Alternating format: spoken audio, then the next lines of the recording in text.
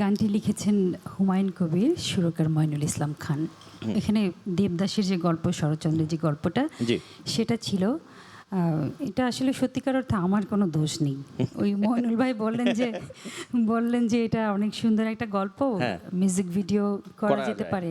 তোমার গান তো কখনো ছবির গানে সবসময় প্লেব্যাক করেছো, তো সত্যিকার অর্থে এটা ওনারই অনেক শখের ব্যাপার। আচ্ছা। আমার প্রত্যেকটা গানে, আমার প্রত্যেকটা কাজের জন্যই ওনার অনেক শখ, অনেক আনন্দ। তো সেই দিক থেকে আসলে গল্পটা খুব সুন্দর ছিল, যে চন্দ্রমুখী অনেক সুখী অভিনয় করে, কিন্তু আসলে সে সুখী না, দুঃখী। এমনকি দেবদাসও জানে না যে সে দুঃখী। তো এই গল্পটাকে ফুটিয়ে তোলার জন্য মিউজিক ভিডিও করা হয়েছে। এখানে কিছু চমক আছে, যেরকম বিপ্লব সাহা, রঙের আমাদের বিপ্লব দা, প্রতিষ্ঠাতা, উনি এখানে মডেল দেবদাস সেজেছেন।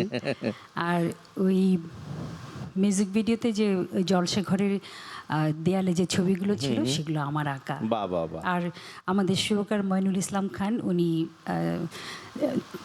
কি বলে মিউজিক ভিডিওটা নির্দেশনা দিয়েছেন, মেকার। হ্যাঁ, অনেকগুলো চমক আছে। আচ্ছা, তো একজন চিত্রশিল্পী এবং কণ্ঠশিল্পী কনক চাপার কণ্ঠে এখন ওই গানটা আমরা একটু শুনতে চাই। গানটা খুব কঠিন, মানে ওই জায়গায় গিয়েছি, কিন্তু এখন গাইতে গেলে আমি গাচ্ছি। আমরা সহজভাবে শুনে নেবো, ও সমস্যা নেই। আচ্ছা আচ্ছা।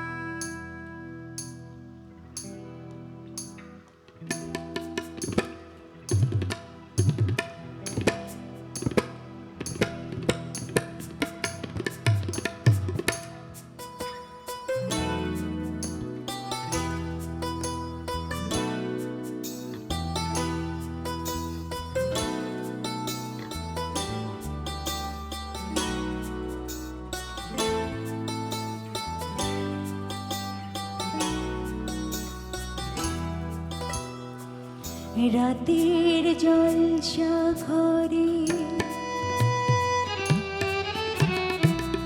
রাতের জলসা ঘরে নাচে চন্দ্রমুখী, দেবদাস জানে না সে কত দুঃখী, দেবদাস জানে না সে কত দুঃখী।